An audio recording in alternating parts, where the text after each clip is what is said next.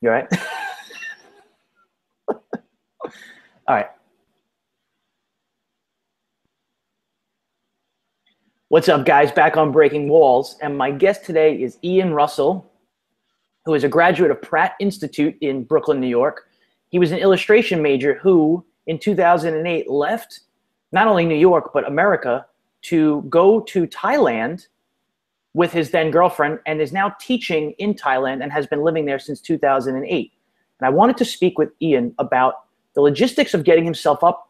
I wanted to speak with Ian about the logistics of getting himself set up in Thailand, all the things that went into living in Bangkok, and how his life is different now that he's been living there since 2008 as compared to previous, or if he was still living in Philadelphia, where he's from, or Brooklyn. So welcome, Ian, to the podcast. Thanks, Shane, for having me. I remember when you went to Thailand in 2008. Now, I should mention to people that you and I are friends from college. We had a lot of class overlap, and we ran with a similar circle of friends who were all good, creative people and, some people who are bringing great things to this world. But so you left in 2008 with your then girlfriend, Maki, who we'll give a quick shout out to right at this moment. What's up, Maki? What drove you to go to Thailand? I know that Maki was going and you went with her, but you could have said, like, nah, I'm good. I'm just going to hang out back here. You go do what you need to do. You could have said, I don't want to do this, but you didn't say that. You did go. What did you weigh out when you decided that? Really, the opportunity to come here after graduation was supposed to be kind of a getaway before jumping into a career that I felt prepared for. And so my first move was actually just to kind of get out of New York and explore the world a little bit before making a move back. I knew that if I didn't do it, it really wasn't going to be an opportunity that I could create for myself again. So I felt like it was one of those times in life where I had to take the chance that was in front of me in order to gain something that I might not have otherwise been able to grasp. Now, can you talk to me about that for a second? Because what you're basically saying is that I think internally we all understand when there's an opportunity that comes along that we might not have again. And that usually is accompanied by, at least in our fear-based mind, the biggest risks. Moving to a country doesn't speak English as its main language, a culture that you know nothing about, that could be cripplingly scary. But you also know, like you just said, okay, I'm going to learn something about myself that I didn't know. So can you talk to me about how you weigh something like that out when you make that decision? I knew that every time that I had taken myself out of my comfort zone, I always gained from it. I always became better for it. I always learned something from it. So at this point, it was basically like leave the job that I was at that I really liked and I had been progressing well at, which was working in a clothing store. But I really enjoyed just talking to the people and stuff that would come into the place. And I decided to leave that in order to go on this trip for 3 months. Now, I had been to Thailand and Bangkok the year before, and I will say that it very much helped that I was familiar with Maki's family, and I was familiar with a bit of the culture. So I knew that people here were friendly. I knew that the culture was overall accepting, and that I would be able to enjoy myself here. But that was my main goal. It wasn't really to make a big life change or to make a big move. It was just like, let's go spend some time with the family and take it from there. And it turned into something that I could have never imagined.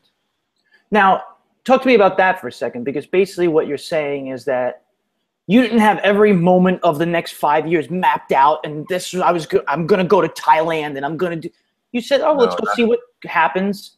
I trust myself to know that Ian in 3 months, who has a decision to make, will know what to do at that moment. Well, it was a funny turn of events because when I got here, basically, like I said, I was on vacation. I was trying to just enjoy myself and try and live out a little bit before I moved back to New York and started freelancing or whatever it might be. And I knew that that was going to be one of the toughest things that I would ever have to come across. That was what I was prepared for. What I wasn't prepared for was my hard drive crashing a couple months after I moved here, losing all of my senior work, all my books that I had written, and all my portfolio. So it was really like, okay, well, if I go back, I'm gonna have to re-prepare. And I was prepared to do that, but then the option came to stick around for a little bit longer, and I said, okay, well, I'm open to that, and the opportunity's there, so why not take it? When I got the chance to work at a school, what was offered to me was teaching 3-year-olds, which I had had experience with working with children, and I knew I enjoyed that. So I said, okay, well, this is something else in life that I enjoy, working with people, working with kids. So why not, test my hand and see how it works out.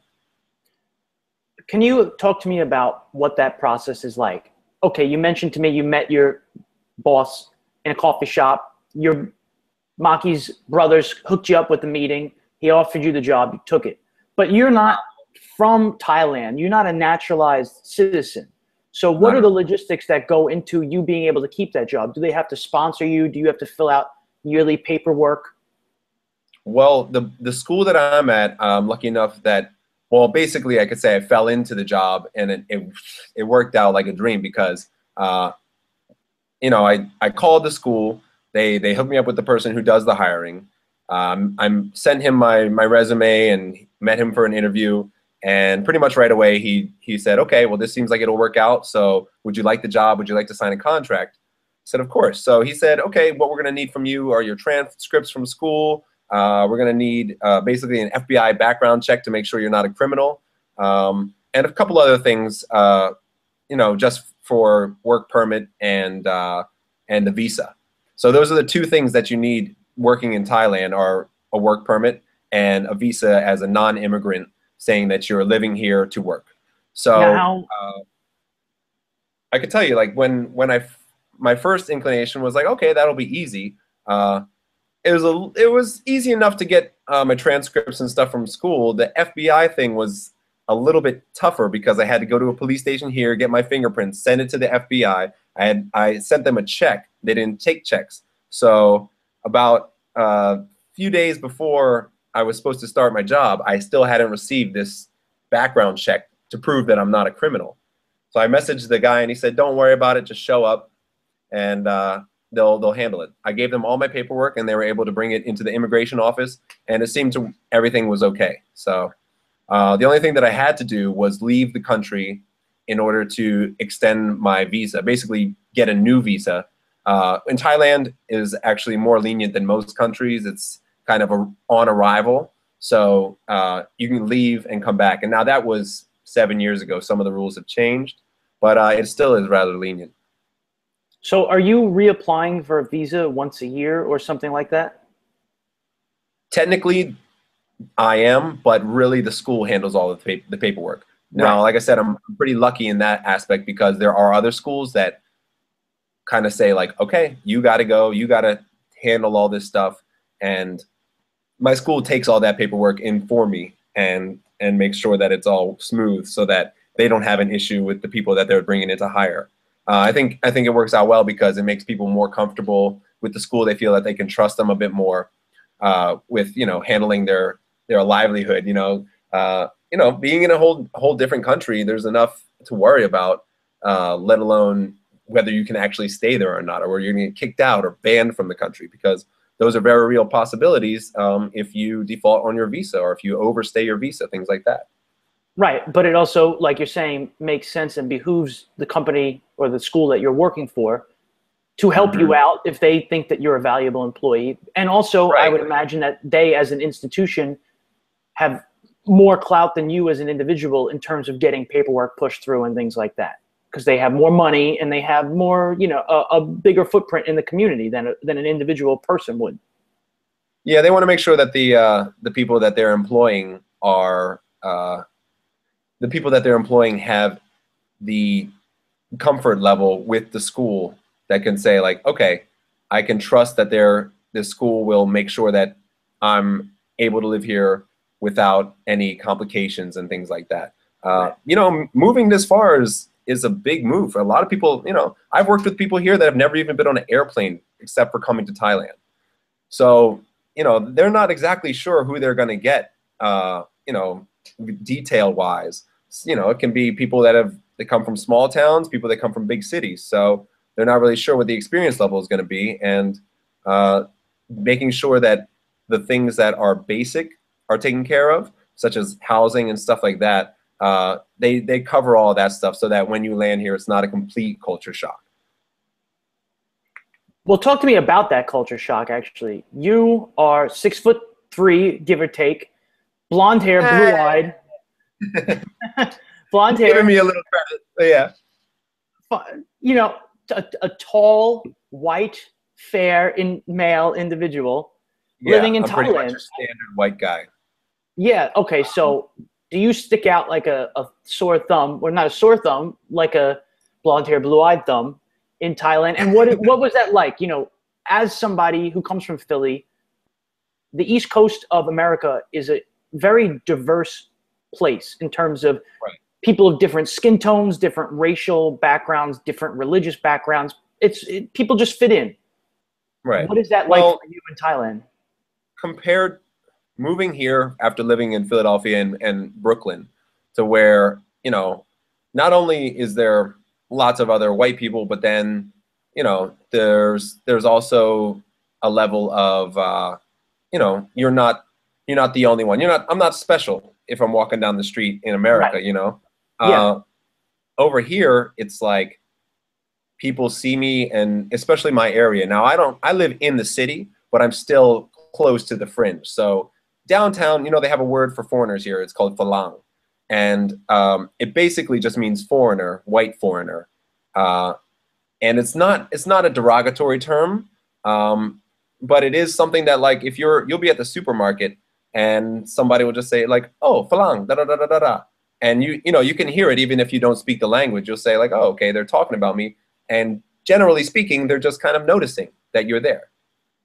The other thing that they like to do is say hello and smile, you know? So it's like, that was actually one of the biggest things that I had dealing with coming to Thailand and also going back to America. Coming to Thailand because I was coming from Brooklyn where there, you know, living in Bed-Stuy, there was that edge where, okay, I kind of got to put on this front, this, you know, walk. I got to watch my back.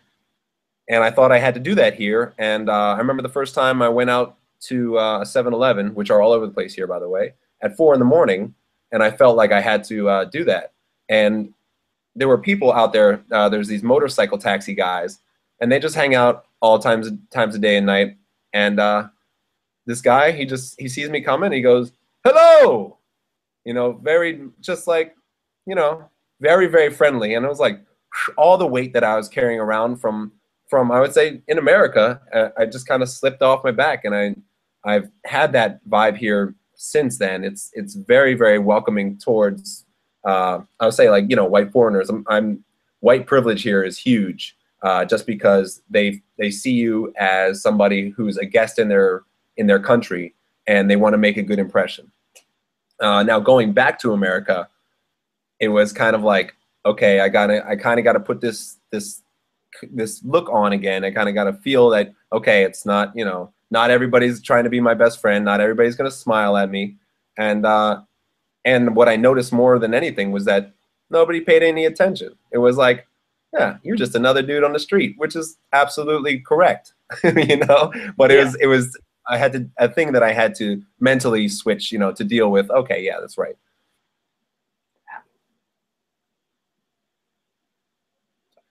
There's noise outside. Um, how many kids are you teaching at a given day? Like, how many kids are in your class? Okay, well, I teach 3-year-olds, so I have a morning class and an afternoon class. Are My you school teaching is a English? bilingual school. I teach English, and people always say, "Well, what do you teach?" And I'd say, "I teach 3-year-olds," because yes, I'm teaching English, but I'm actually just teaching getting along with your friends, being comfortable at school. Most of these kids have never been in a school situation before. And oftentimes, I'm the first white person that they've ever dealt with. So that can be kind of terrifying. A lot of them are like, you know, don't even have much experience with males. So coming in there as, you know, the big falang male teacher who's, you know, it can be a bit intimidating, and I'm, you know, very self-aware of that. But my job really is to make sure that they're comfortable first. You know, they're basically in preschool. We call it K1, kindergarten 1. But yeah, I always tell people, yes, I teach English, but really my job is to entertain and to make sure that the values of respect and happiness are kind of instilled in their day-to-day experience, you know.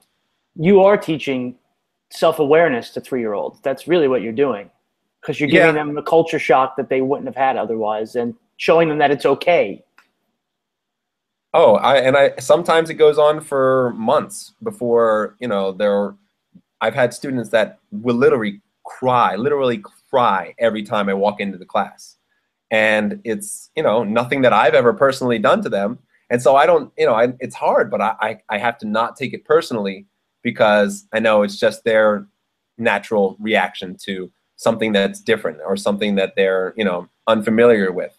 So basically what I try to do is I try to just, you know, I don't want to pressure them, but I have to let them know that they're safe, you know, no matter what. When I come in there, my job is to make sure that they feel comfortable, because as the year goes on, you know, I set up a routine for them so that they feel when I come in, they're prepared. They know what's going on. What I want to do is have them be able to, how should I say? What I want to do is be able to have a class that at the end of the year, they're able to say hello to people. They're able to feel comfortable in school, because if they're not comfortable at school, they're not going to learn anything. You know what I mean? Yeah. And I had that experience when I was in kindergarten. It was a different place. It was something that I just didn't like to be moved. I didn't like my situation to change. So every morning when I would go into school, it was a temper tantrum. I don't want to go in. I don't want to go in. Every time when I had to leave, I don't want to leave. I don't want to leave. So I connect very well with these kids. I know, you know, I know what they're going through. But yeah, like back to your question was my classes. I have a morning class and an afternoon class. They're because it's a bilingual school, they'll have English in the morning and then Thai in the afternoon. And then the next day it'll switch. So I have K11 and K12. Those are the lower slashes of the K1s. And I have about 25 students in each class, but I've been at this school now for 7 years. So the amount of students who I've met is a little bit mind-blowing, even when I think about it, how many names and people I've met over this time. The students that I first taught when I got here are now 10 years old. And I see them and I can have full conversations with them, which is, you know, like they might not have even been talking when they were in my class, you know? Right. Yeah. Partially because at 3 years old, people really progress at different rates.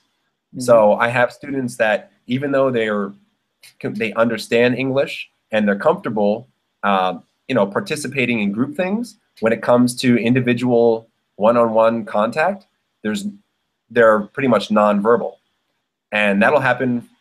The Thai teachers will have the same situation. Now, in each class I have, I don't want to make it sound like I'm the only one in there. It's me and usually 3 to 4 Thai female teachers, and they're the biggest help as far as, I should say, everything. Because if it weren't for those teachers, there's a couple teachers in particular that if it weren't for them, I'm not sure if I would still be in Thailand, because my experience was so good working with these people that I didn't want to give it up. I wouldn't have given it up for anything.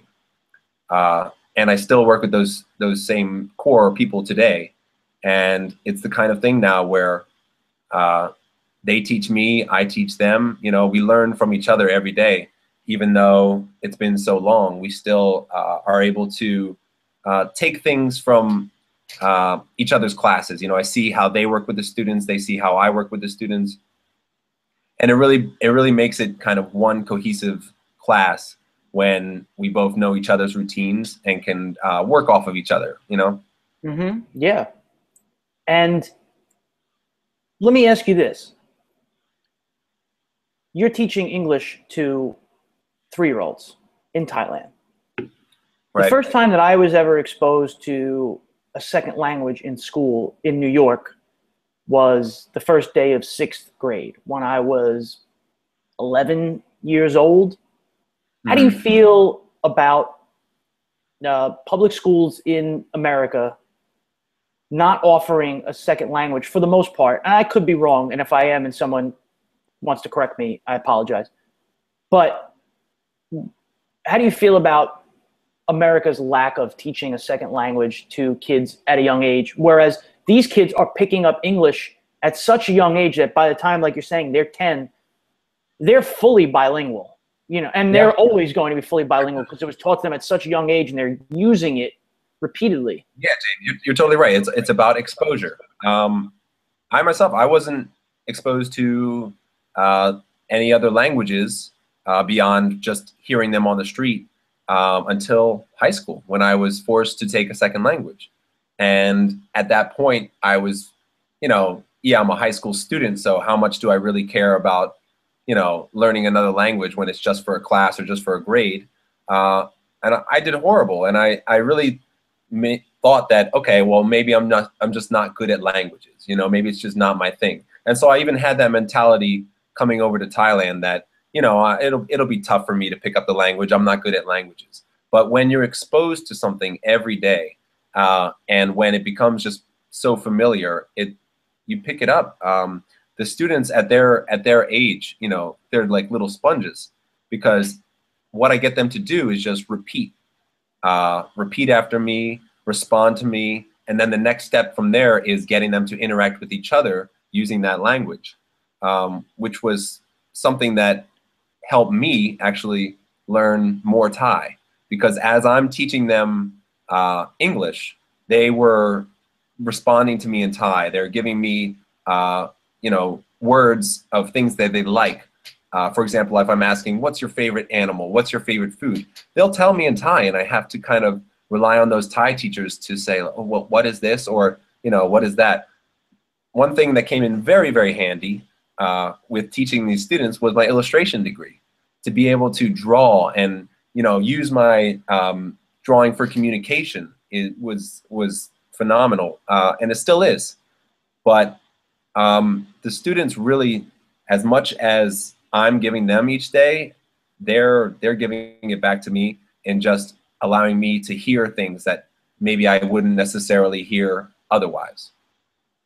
But yeah, you're right. I think in America, we focus on English as the world language, and in general, we see the world as responding to America as opposed to being a part of the world.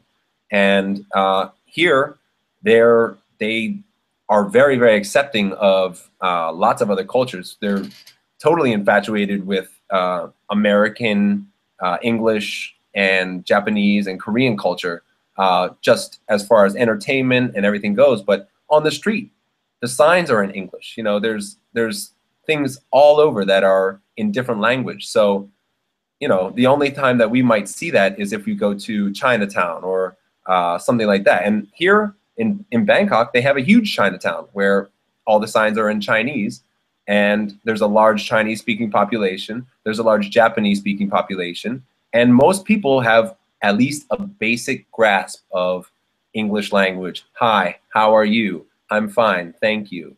Nice to meet you, that kind of stuff. And it makes a huge difference, just as far as communication and being aware of what's going on around you. I think we would both agree that being able to communicate in multiple languages helps break down walls and disassociate the fears that we might have with each other if culturally we are different. I'm such a proponent of everybody is much more the same than we realize. We will all sleep, eat, you know, we all enjoy things. We all have a lot more in common than we sometimes think. And you're also getting an education in Thai culture from kids that are so young that the cultural education that you're getting is pure.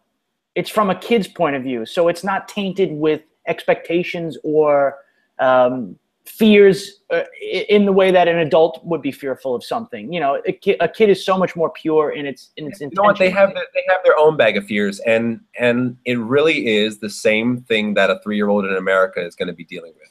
They're dealing with, where is my mother? They're dealing with, who are these other people around me? They're dealing with, I'm sick and I don't know how to explain that. You know, like I've had kids that are, you know, they kind of freeze up because they don't know one language or the other how to explain how they feel.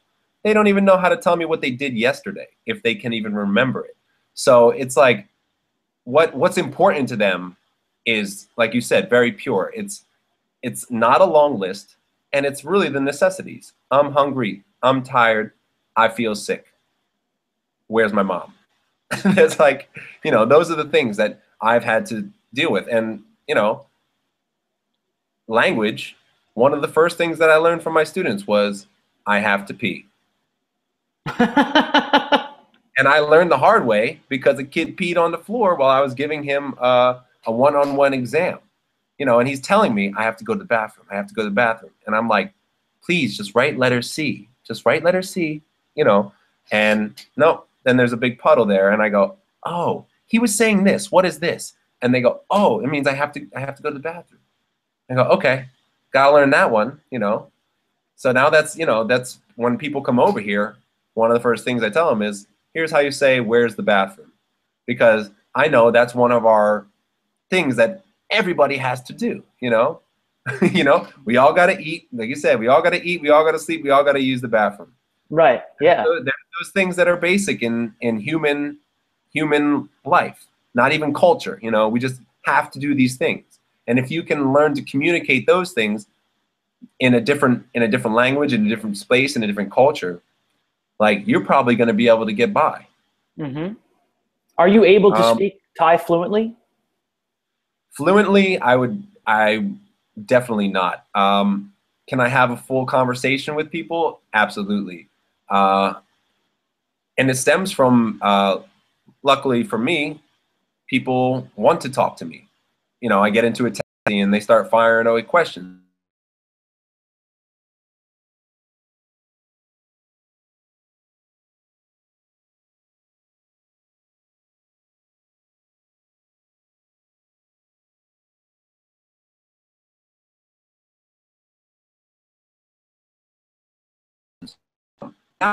About it here, what you do here. And that's been great for me because usually they're asking me in Thai. Every once in a while, you'll get somebody who knows a bit more English and they want to practice their English. And, you know, sometimes, you know, you got to go like, oh, okay, because it is tougher to understand somebody if they're using broken language. But then, and we talked about this earlier, looking at the bright side of things, actually, they're just trying to improve themselves. And if I can help them do that, like by having a short conversation, then I'm more than happy to now. It just becomes one of those things, though, because I learn from them, they learn from me, and there's things that they ask me that I don't know, and then they'll be able to describe just a little bit, you know, if they're asking me about the weather or something like that, and I don't know these words, and they go, oh, weather, and I go, oh, okay, and I can, you know, kind of work through it, work through the communication. And if everybody really tried to do that more often, just to put themselves out there a little bit more and then try to communicate with the people that are around them, this, you know, people would realize, like you said, the differences are pretty minute. Now, you know, I can say there were a few things that took me a little bit of time to get used to after moving over here. Okay. One of those things was the Thai lifestyle is very relaxed. There's not a great urgency for being on time if you're trying to meet somebody for something that's familiar. It can be a bit different for work, but if you're going out to meet somebody, it's like a very wide margin of the time from when you say to when you might actually be there. The concept of efficiency from Bangkok compared to New York. Now, New York being one of like the quickest moving places in the world. And if you're not with the program, it's like, get out of my way. Here, there's a saying they have called Mai Ben Lai, which means basically like, no problem. Like, it's okay. It'll get done eventually. It'll happen. And patience is like one of the biggest virtues that I've learned from Thai people. It's very, very much instilled in what they do. The traffic here is almost unbearable, and if you don't have patience, you're gonna go road rage on somebody. And it's really a nice thing to be around, because it kind of is now instilled in my lifestyle. It's something that I've grown to be. It's something that I've grown to love. It's just waiting for things and not putting so much pressure on if it's going to happen now, as long as it can happen in the future. Would you say then that the overall energy in Bangkok is a more positive and happier one than in New York City, because of people are a little bit more relaxed and they don't have this trampled go pace? Yeah, absolutely. Thailand, and like, I'm speaking from personal experience. Right. And like I said, being a foreigner here, a white foreigner especially, is going to be a bit different than some other people experience. But for me, walking down the street, I'm constantly having people say hello to me, and people staring at me. All I have to do is throw them a smile, and it's like huge smile back. People really, they want to be nice here. Like, I've had times where I've left things in taxis, where very, very expensive things, and they're returned. Here, you can leave things out in front of your house and not worry that somebody is going to snatch it up. I skateboard around. I tell you this, I skateboard around all the time. And when I just skateboard to like a 7-Eleven or something, I just lean my skateboard up outside the 7-Eleven and go inside, and I can be in there for 10 minutes, come back, and my skateboard is untouched. And it's not even something that I have to think about if anybody's, So that's one of those things, is that people don't concern themselves with other people's belongings, because it's not even a thing like, oh, I can get that. It's like, that's not mine, so I'm not going to worry about it. Okay. Now, I think also that, I'm from New York City, you're from Philadelphia, and the energy on the East Coast, the northeastern coast of the United States, is a particular energy. I think there are definitely places in America that have a closer energy to what you're describing in Bangkok. Yeah, but I've heard things about the South. Yeah. Southern hospitality is very famous. Right. And yeah, I think you're probably right. And you know what? We say all the time, you're going to find wonderful people wherever you go. You're going to find not so wonderful people wherever you go. But overall here, my experience has been that people are friendly and willing to help you, and willing to take the time out of their day to make sure that you, especially as the guest in the kingdom, are able to enjoy yourself.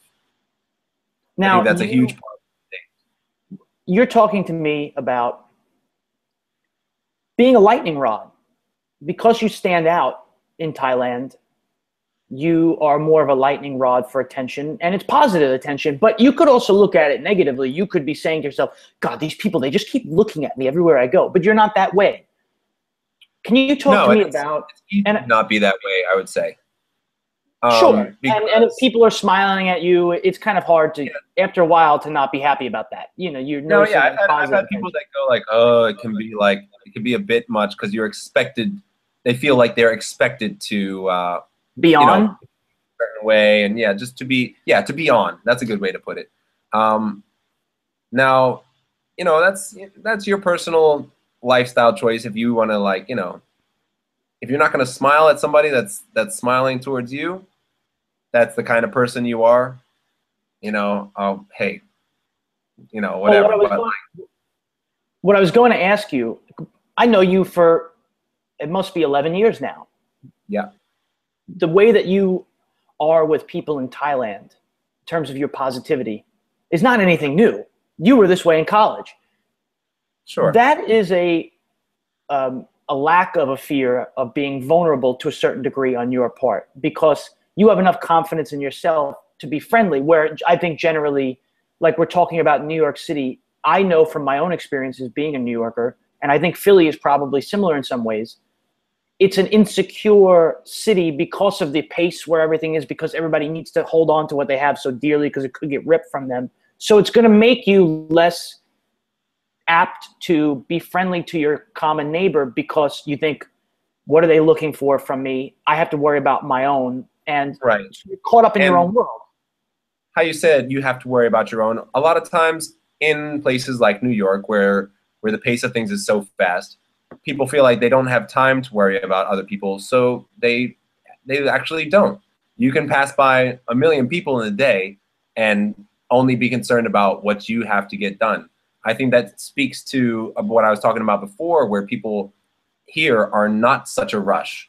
Now, things are still moving around. Bangkok's a huge city and there's lots of people.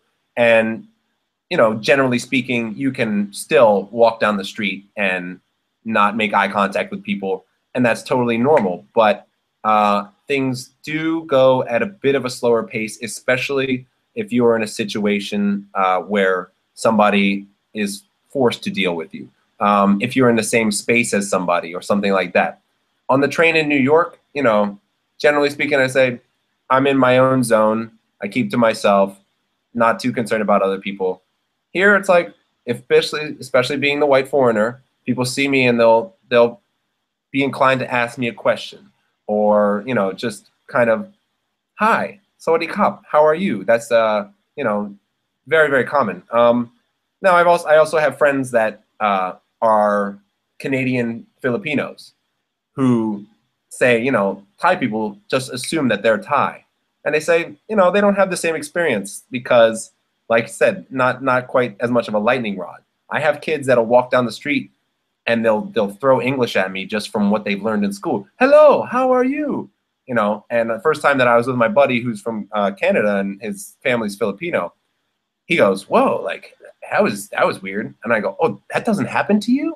And he goes, no, not at all. And I go, that makes total sense. He goes, yeah, actually, I have it more the other way, where people will just come up and start talking to me in Thai, start speaking Thai. And then he says, I feel like sometimes like I look like, the dummy, because it's like, I don't know. But yeah, I think people here are, I hate to say it, but I think people here are more friendly than in America. Now, that doesn't necessarily mean that if you stop and ask somebody a question in New York, that they're not going to give you the time of day, because I've had that experience too, where you ask somebody for help in New York and they'll be more than willing to tell you the way or to point you in the right direction. I find that most people in New York are that way. If you do talk to them, we're very helpful. That's the key, is that, that initial hump to get over, is that to open a line of communication, and it's the kind of thing like in New York, people don't feel like they have to, because, they're doing their own thing. They're going about their day. And here people initiate it with me because I stand out, because I look different, because they feel like, oh, if I can interact with this person, that's something, that's an event for my day. Right. But also to what we're speaking about, when you talk about the friendliness of a person in Thailand to you, and also the standoffishness, but then once you get over that hump, friendliness of someone in New York. And for people who aren't from New York, who think that everybody in New York is miserable or angry, it's really not true. We're just very busy all the time because we have no choice but to be busy. But people are curious in nature. You get spoken to in Thailand because people are curious. Here is someone different. I'm not judging you that you're different. I'm just noticing that you are and curious about what you know. And, people are asking you questions in taxis because it's in human nature to learn, and I also think to help others, because you're saying like, okay, I'm in New York, I don't know how to get to the Empire State Building. If I pull someone aside and say, can you tell me how to do it? I'll be more than happy to let you know. As long, I think in New York, it's like, oh, you don't want money from me? Okay, sure, I'll be happy to help you. Because when people stop you on the street in New York, they're asking you for something. I actually went back to visit in New York just earlier this year, and twice was stopped by foreigners. I was wearing my only New York hat, and twice was stopped by people from different countries who said, oh, can you tell me? And I was like, oh, the one guy, I said, I really don't know. You know, like it's been 7 years since I lived in Brooklyn. And he said, are you familiar with this area? And I said, no, I'm not, man. You know, like, sorry, I wish I could help you out. And then there was another couple who was from somewhere in Europe, and they said they were in the train station already, and they said, we're trying to get to here. And the situation, which some people are not familiar with, is that if you get on the train on one side of the street as opposed to the other side of the street, you're going different directions. Yeah, and you can't cross over underneath the ground. So I told them, you know, hey, go talk to the person in the booth, because you want to be going the other way. They'll message the other person across the way and say, hey, these two people are coming in, and they'll let you in. I assured them of that because I knew it had happened to me. So that was kind of nice to feel like, all right, well, good. I can kind of like give the city a little bit of a boost as far as foreigners feeling like, hey, this isn't such a cold-hearted place, you know? Yeah. We were speaking a moment ago about vulnerability and your willingness to be vulnerable. You put yourself on a plane to Thailand. Yeah, well, you didn't go by yourself. You went with Maki. Right. But then you stayed, you have stayed, and I'm sorry? I had a huge support system when I came over here, to be totally honest. You know, I'm very lucky, but it wasn't until I actually was spaced from that support system a bit to when I really started to understand what was going on in the culture and really started to grasp the language. Because, you know, like we said, when you're forced to go out of your comfort zone, is when you really actually start to grow. And that was a great learning experience for me. Right. Well, because your relationship with Maki ended at some point, and while she was your point person to getting to Thailand, you didn't turn around and leave immediately. You stayed, and now you and her are on good terms and friends. But you could have gone home, and you could have turned around and left. It could have been overwhelming for you, but you were willing to be curious yourself. I want to ask you this. How much simpler is life for you because you're willing to be friendly and inquisitive and take risks? I know that could be a hard question to answer because I'm asking you to define who you are, but then compare it to who you're not. But you're a happy person in general. I know you to be one. Now, granted, things happen. People feel crappy about certain things, but you're more willing to be happy than to be unhappy and more willing to put yourself out there. And I'm wondering if you can describe the benefits to that in general in life, even more than you're already doing right now. As happy as I am, I still have my insecurities when it comes to talking to new people and things like that. When it comes to talking to people who I'm not sure how they're going to react to me. And again, most of the time when I do go out of that box and say, I'm just going to start a conversation with this person, it works out positively.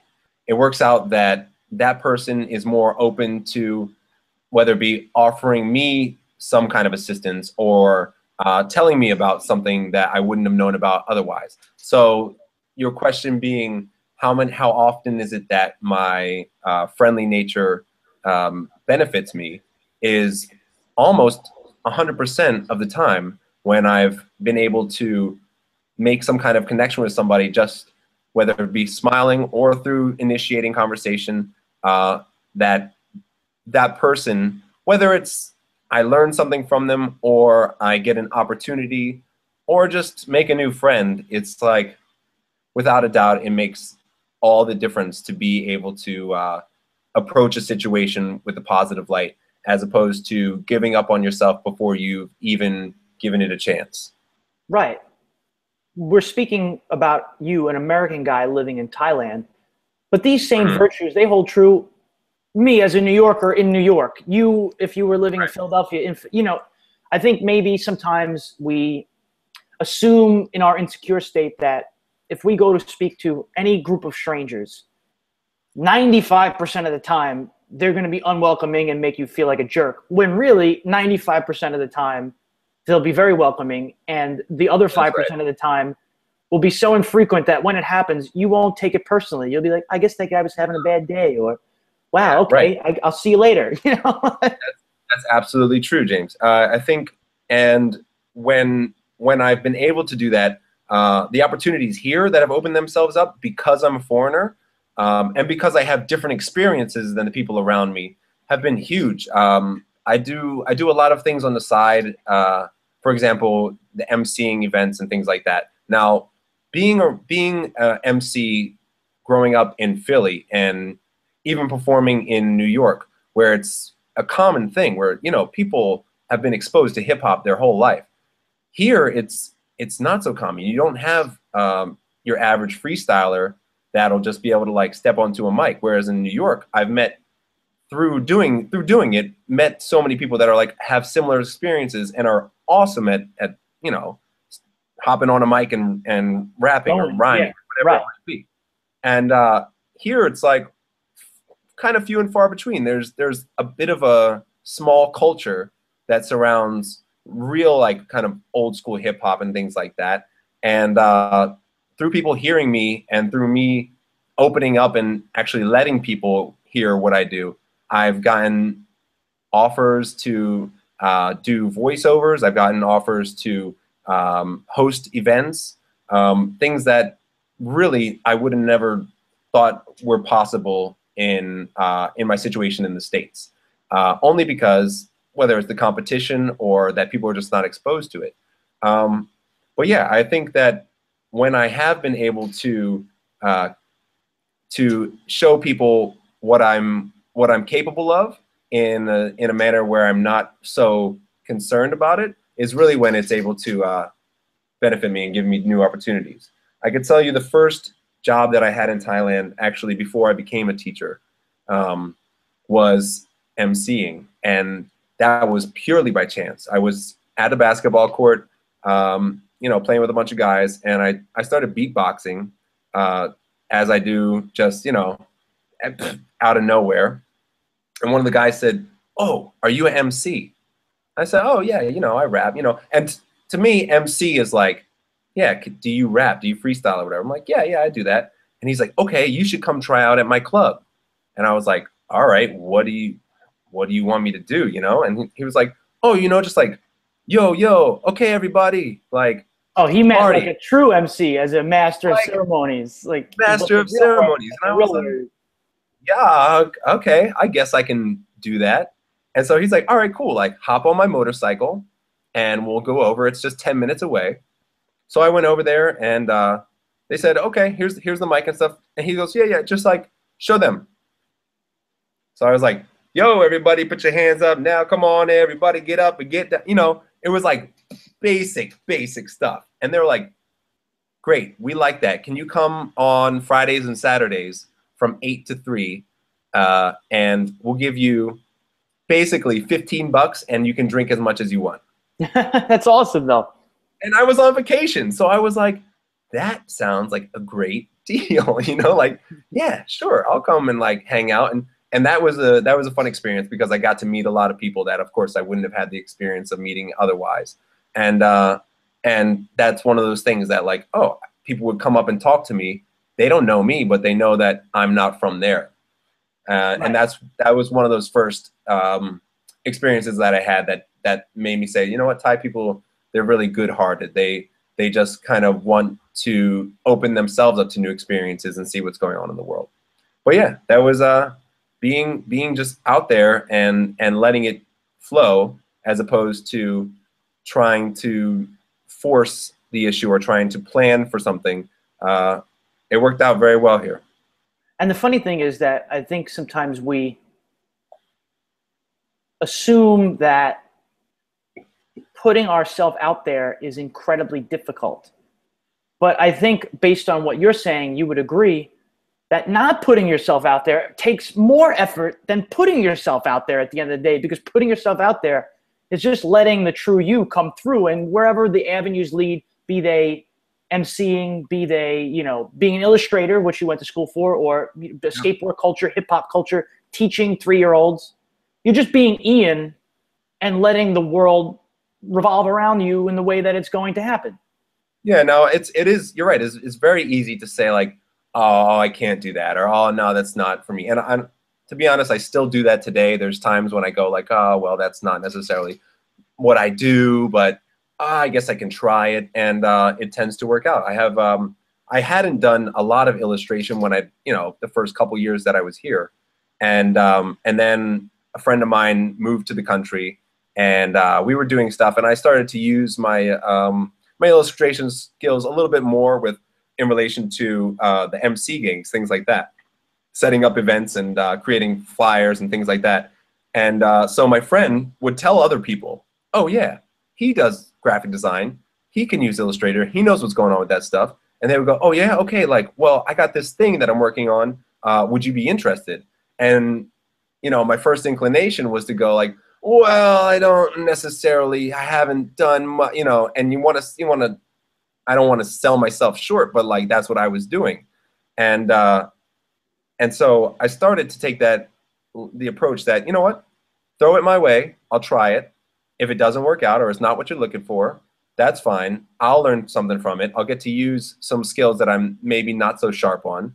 And that actually led to me doing the logo design and overall like graphic design for a restaurant that a friend of mine set up in northern Thailand, which was something that I would have never dreamed about, even coming out of school, designing everything for a restaurant. It was like to be able to go to a city and see something that I had done on the sign in front of a successful business. It's very, very gratifying, I could say that.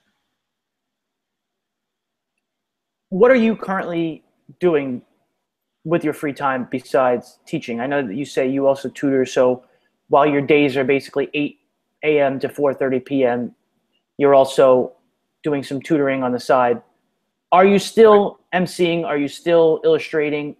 I know that you've been involved in hip hop culture, urban culture, music culture for as long as I know you. What are you doing currently? Currently, I'm actually still emceeing. I would probably say I MC less, just because I'm tutoring more. It's pretty lucrative, and I'm saving up for a wedding. So that's kind of the avenue that I've been going out mostly. But yeah, I still MC. I still get a chance to go out to the one of the hip hop hubs here and do freestyle nights, which is always nice to kind of get out there and just have fun with it. And then the graphic design stuff, I still get jobs. People throw me things. They say, oh, I need a logo, whether it's for a group, a band, or my clothing company, or this or that, because people are now aware that I'm able to do that stuff. And so it's really more of a timing issue for me. It's like, oh, do I have time to do that? And I let people know here, like, well, I don't have a lot of time, but I'd like to do that. And it seems, like I said, with the culture, that they go, okay, when you have time, get to it. I do have people that also like send me beats and stuff like that. And they say, hey, if you can write something for this, if you feel, a vibe off of it, please record something. I have a little recording studio in my house, which is an excellent little getaway sometimes to just be able to go put down some verses and things like that. And I feel privileged that I have the studio space to do artwork and to do set music recording. And I'm able to invite people into this space and to do it with me. So usually, yeah, for my extra time when I feel like being creative, there's that kind of stuff. But other than that, spending time with my friends. I just went wakeboarding yesterday. Is something that's available here, not too expensive, and can go out for the day and, hit the water. And that's something that I never kind of expected myself to do. But yeah, there's always opportunities out here. There's things that you might not expect, but people will help you find just because there's so many different interests and so many different opportunities. And speaking about opportunities, you mentioned that you are planning a wedding. You're getting married in January. Your fiance, Gypsy, had you stayed in New York, you would have never met her. That would have been impossible. So that's right. You are potentially, I should hope, I think she should hope too, going to be spending the rest of your life with someone, married to someone that, because you're willing to take a risk, has brought untold happiness to your life because of that. Yeah. Now, granted, you could have obviously met someone in New York, and of course, like all of your experiences are going to lead to something. You never know how things might go, but you know what? I still say to people, you know, okay, yeah, I took that opportunity to come out here, and I got the opportunity to come out here, and things didn't work out necessarily the way that I had thought. And, you know, I'm lucky enough, and it worked out well enough that Maki and I still have a nice relationship and get along well and things like that. And the fact that it was that relationship that brought me out here, I can be nothing but forever grateful for that opportunity, because my life is forever changed, because, you know, I found things that I never thought that I could ever find. You know, I thought things that, okay, I'll never be able to do that. I'll never be able to do this. You know, I never knew that I would meet somebody like this. I never knew that I would, you know, be able to have this situation in my life. And yeah, I mean, now my life is very, very excellent. It's kind of, I feel a bit guilty sometimes when people say like, oh, how are things? And I'm like, everything is really, really great. You know, I have a beautiful, amazing, intelligent fiance. I got a great dog that, you know, welcomes me every time I come home. I'm able to do artwork, and I'm able to, you know, get gratification out of my day job, which not everybody in this world is able to do. And I still have a great social life. There's always things happening in Thailand. You know, there's really no shortage of happiness to be had. So I do my best to make sure that every day I'm living up to the potential that it can be, because I know how lucky I am to be in this situation. And gratitude and grace is a characteristic, one, of self-awareness, but which you obviously have, and that's a fantastic quality. But also, when you're saying, I feel guilty sometimes about telling people how good things are, but they need to know, and there's a common thread on all of these interviews that I do, the reason why things are going well for you is because you're willing to put yourself out there. When you put yourself out there, nobody is going to bat 1,000. Every break is not going to go your way. But if you learn something from it, you'll find happiness. I interviewed Breaking Walls episode 10 was with, I don't know if you know him, Javen Ivey. He went to, and we were talking about happiness. And he's an animator. He lives in Portland.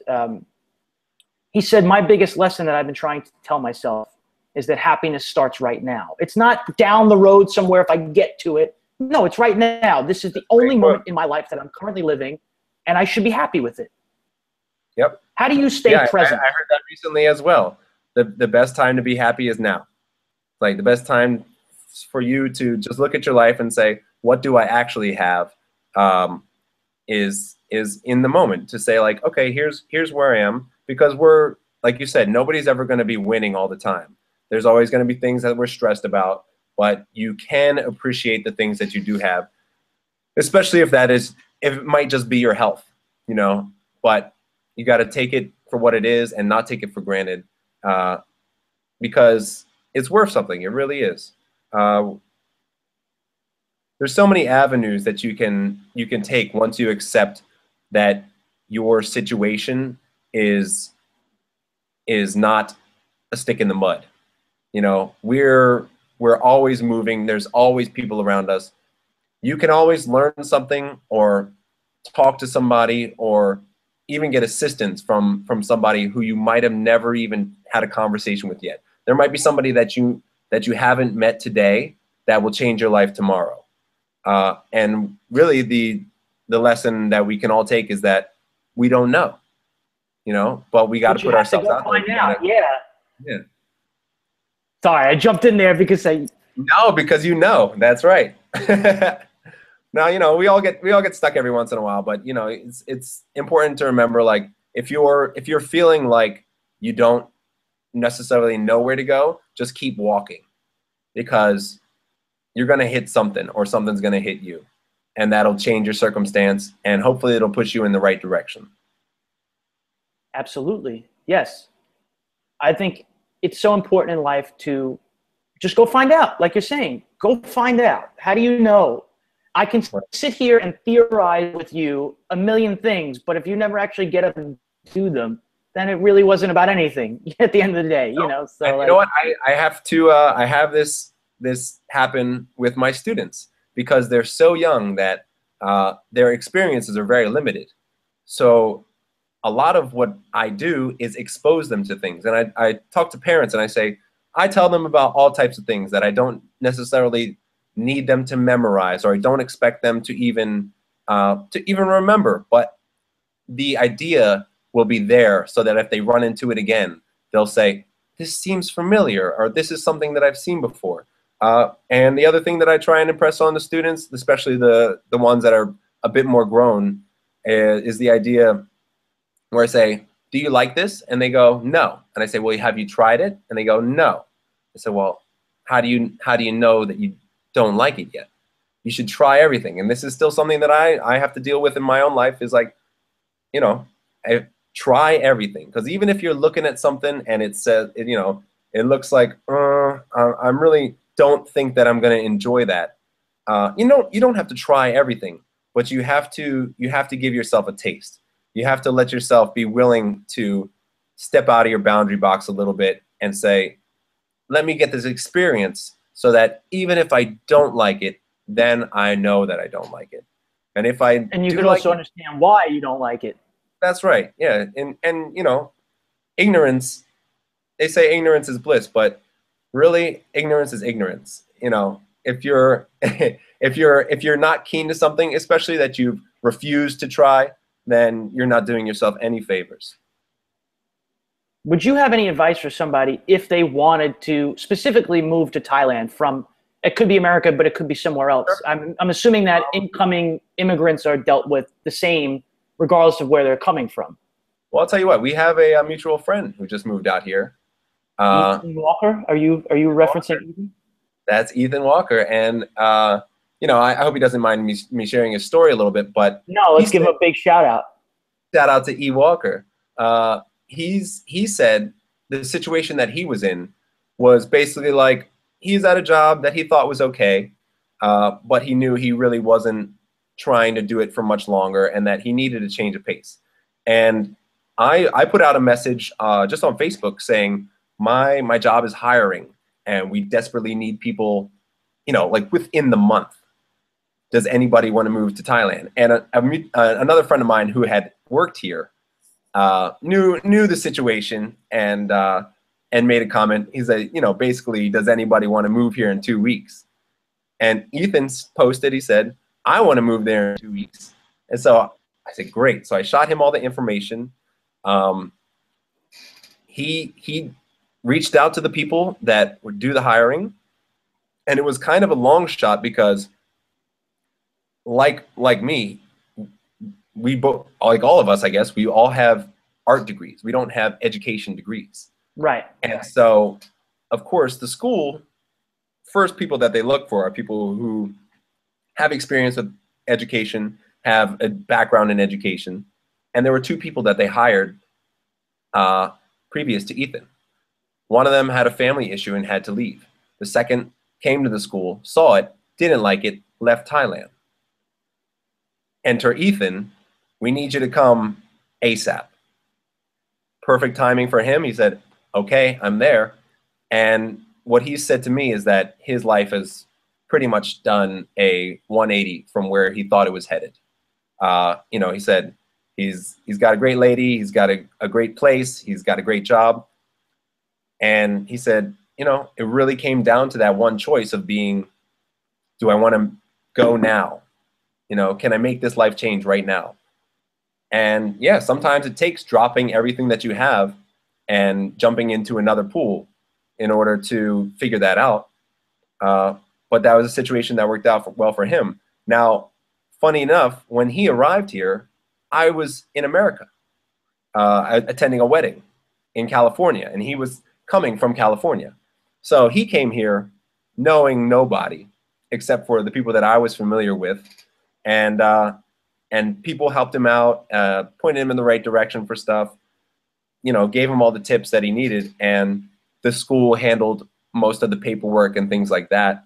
So he said he had a pretty smooth transition, and it was because people spent time to make sure that he was comfortable, even though they didn't know him, you know, just because they were people who were either caring, you know, or had been through the same situation, where they say, okay, here's some tips, here's what you need to know, da da da da da da. So my tip for anybody who's thinking about moving to Thailand or just another country in general, for whether it be work or if you don't know, like when I got here, would be open.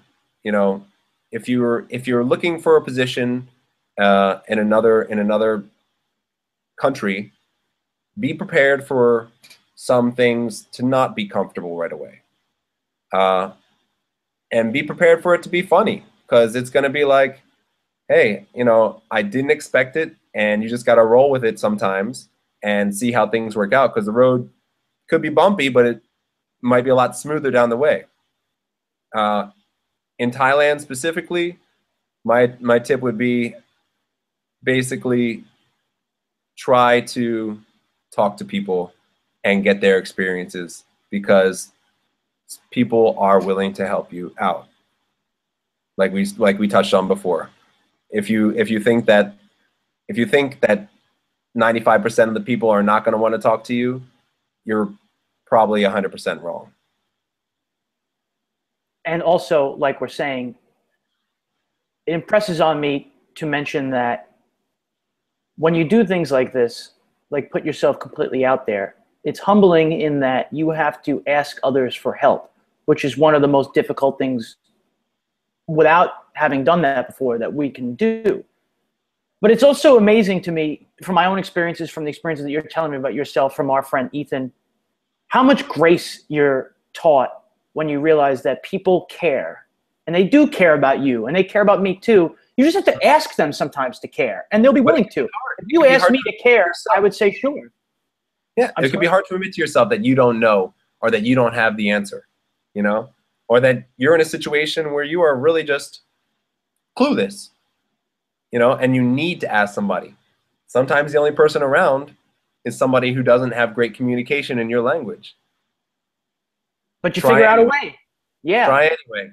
Well, I also think that when we admit to ourselves that we don't have the answer, it's in human nature to go, okay, you're admitting you don't have the answer. Now go find out what the answer is. Nobody wants to walk through life with no answers. Who wants to be clueless? It's only that we lie to ourselves and say that we have the answers. Like you were mentioning before we went on air about the Joe Rogan stand-up, where he said, you know, people are like, hey, do you know what's going on? Yeah, I know what's going on. Oh, yeah, me too. I know what's going on too. And nobody knows what's going on. But we know some of what's going on. Right. Everybody has their own experiences. And like that's why I said sometimes it's hard to admit that you actually don't know what's going on. But that's why there's other people in this world, so that we can either both look at each other and say, we don't know what's going on, let's stick together and find somebody who does. Or ask somebody and they go, yep, I have experience with that. I've been where you are now, and I can help you. I used to work with my dad. He's a furniture refinisher, and he was a drawing professor as well. But when I would work with him, he instilled a lot of values in just what it means to be working for somebody, and especially somebody who's got more knowledge than you. And one of the things that he said was, if you're working for or with somebody and you find yourself in a situation where you don't know what to do next, ask. He said they'll either say, you know what, I'm not sure, let's go ask this person, or they're going to say, okay, here's what you can do. And then you're in a way better position than you were, you know, a couple minutes prior, because then you become that person. You become that person that can say, oh, I can help you with that because I now have that experience. It's true. Knowledge is only passed down through questions. Right? Yeah, sometimes you got to be that person to ask the question to yourself and Yeah. find the answer by yourself. You know, that's the wonderful thing about the internet now, is that the answers are usually posted on there by people who've had that question already, you know? Right. Yeah. How far down the road? I know you're getting married in January. I know we spoke about off air about desire to be in Thailand versus balancing a desire to be in America or somewhere else even. How far down the road are you currently looking? I know you, and I wouldn't have always defined it. I know you as somebody who is able to stay present and keep yourself at Sunday, August 30th, for as long as you possibly can. But how far down the road do you look? I say how far I look can be 50 years. What I plan for is probably 2, where I have a general outline. 5 years, I think, is a bit stretching it because you kind of don't know in a year, things can totally change. You can get an opportunity that you never thought you were going to come across. So I say, for me personally, 2 years is about where I plan it out to say, okay, here's what I want to start planning for. What do I actually plan for? A week, you know, like I could say, I should say, I do further than that. But like I said, things change. One of the things that I do here is a trivia night. I just decided to start a trivia night because people seemed interested in it. And I said, all right, well, you know, I could probably find a place that'd be willing to host 20 people and have that business for the night. And I did. I found a bar. And I said, hey, I'd like to do a trivia night here. They said, what do you want from us? I said, let me do it and electricity. And they said, okay. So I'd done multiple of those, and I planned one, and day before I get a fever, 3-day fever that lasts, you know. So I hated to do it, but the day of the event, I said, you know what, I can't do it. I can't even get out of bed. So, you know, I felt bad, but they were 100% understanding. They said, yeah, it's your health. But that was the kind of thing where it's like, well, I had planned this far, you know, a month in advance, and turned out the day before that wasn't able to happen. Now, luckily, I have a nice relationship with them, and I said, oh, I'd like to do it in the future, and I'll let you know when I can. And they're more than accommodating. But, you know, that's the kind of thing. It's like, well, yeah, you can plan and you can plan and you can plan, but be ready for things to go haywire. And when they do, don't stress out. Don't throw a fit. You just got to kind of keep on stepping, you know. Well, that's also that Thai culture that they've taught you. That's exactly right. And that's one of those things. It's things happen all the time here where okay, here's what's going on. Da, da, da, da, da. Oh, actually, there was a communication issue. That's not happening anymore. I know you need to make a new lesson plan, or you weren't, you know, ready for this. Oh, okay. You know what? So now, for me as a teacher, I can go into the classroom with a marker and literally teach an entire lesson just off a whim, you know, what's in the back of my head. Right. But that's something that I've grown into. Sure. Well, it is experience, but it's also, like you said, be open. If you're open, things don't need to be set in stone. We have to roll with punches in life. There's no way around it. Things are going to happen. That's the only fact. The emotion behind it and how we can approach it, that's up to us. But that things will happen is the only fact. That's the saying. Plan for the best, be prepared for the worst. Right. Yeah. And maybe that worst isn't as bad as you thought it was in the first place, you know, because you were open to what it could be. Yeah. So I was like, okay, I could do it. Yeah. Do you have anything that you want to plug? I would encourage people to go check out my hip hop group, GED, GEDnation.com. We're on Facebook too. And yeah, it's a lot of rhymes about state of the world, whether it's politics or just things that are going on in society. We try to stay positive and try to breathe some kind of honesty into hip hop, and that's one thing I'd encourage people to go listen to, especially if you're interested in the kind of stuff that I say in my rhymes. Other than that, just explore, just keep on checking out the rest of the world. If people wanted to get in touch with you, is there a way that you'd want people to reach out to you that's not invasive but also inviting at the same time? Facebook, I would say. I mean, LinkedIn, Facebook, Twitter? LinkedIn is not a thing that I do anymore, but if anybody wants to ask me any questions, Facebook is always there. I'm always happy to answer questions if people have just anything about Thailand or things like that. I'm not the most well-traveled person, and but I am somebody that might be able to link you up with somebody who is, you know. So sure, if anybody has questions about something that they've heard on this and feels like they need to get in contact with me, Facebook, Ian Russell. My Facebook for my hip hop is it's Iman Yo, and my Facebook itself is it's Iman, ITSEMON, and ITSEMONYO. So yeah, go over there and check out my page. If you like it, hit a like. If you have a question, send me a question. I'm happy to answer anything that people are curious about. Do you have any closing remarks or things you wanted to say and haven't had a chance to? You know, we touched on a lot of stuff, and I think the overall was be happy in the moment.